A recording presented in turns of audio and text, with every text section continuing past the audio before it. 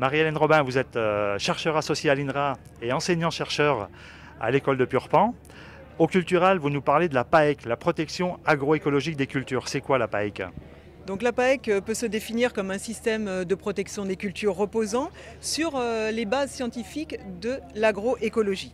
C'est-à-dire que la PAEC va privilégier les mesures préventives qui visent à établir des équilibres entre les communautés animales et végétales qui existent au sein des agroécosystèmes pour prévenir, limiter les risques d'infestation des différents bioagresseurs. La PAEC, elle ne vise pas à éradiquer totalement les bioagresseurs, mais à limiter les dommages dus à ces différents bioagresseurs. Alors concrètement, quelles mesures pratiques pour mettre en place ces mesures préventives et prophylactiques ?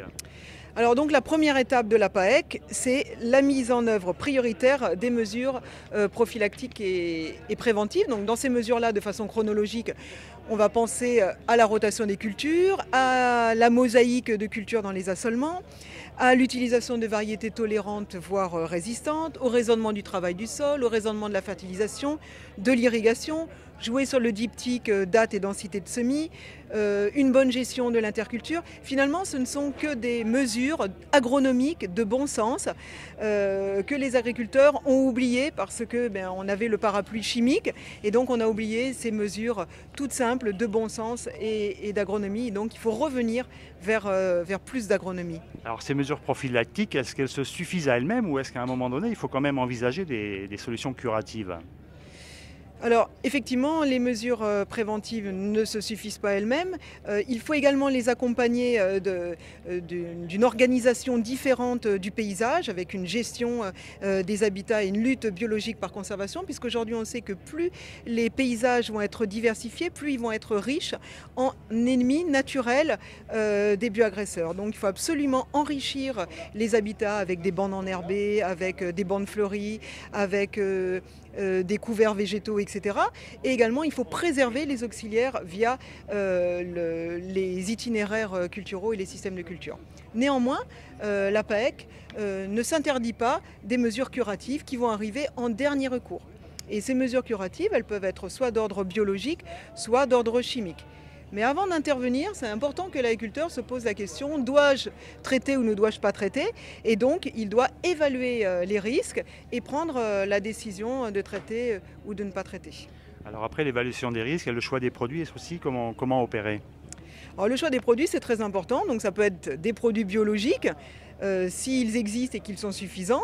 On peut penser au trichogramme par exemple sur maïs, mais c'est aussi des produits chimiques de synthèse qui arrivent donc en dernier recours. Alors dans le choix de ces produits, c'est important de choisir des produits qui soient le plus spécifiques de la cible qui va être visée et des produits qui minimisent les effets secondaires en matière de santé, d'environnement et de risques pour les organismes non cibles.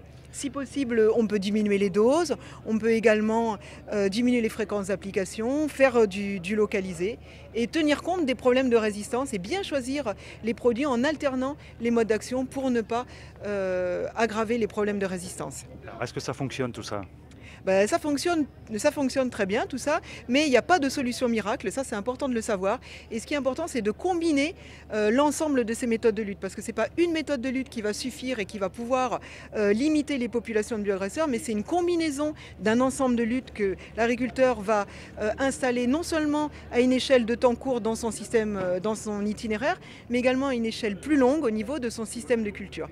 Et on se rend compte que ces techniques, donc si elles sont combinées de façon le plus harmonieuse et le plus cohérente possible. Et si également elles sont généralisées à un territoire, à ce moment-là, elles seront efficaces dans la limitation des bioagresseurs sur un territoire. Alors dernière question, vous êtes dans la recherche, mais est-ce que concrètement les agriculteurs ont accès aux résultats de vos travaux pour la mise en pratique de ces techniques ? Donc on a un certain nombre aujourd'hui de projets de recherche qui se font en coopération avec des instituts comme Arvalis, avec les agriculteurs. Et donc dans ces projets de recherche, on vise à diffuser, à transférer aux producteurs, aux étudiants évidemment, ces techniques, la combinaison de ces techniques en fonction des bioagresseurs qui sont à combattre sur leur exploitation ou dans leur système de culture.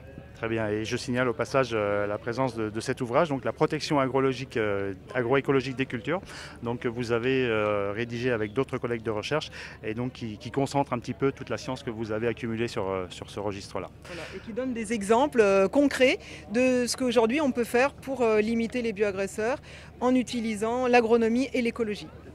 Marie-Hélène Robin, je vous remercie. Mais merci.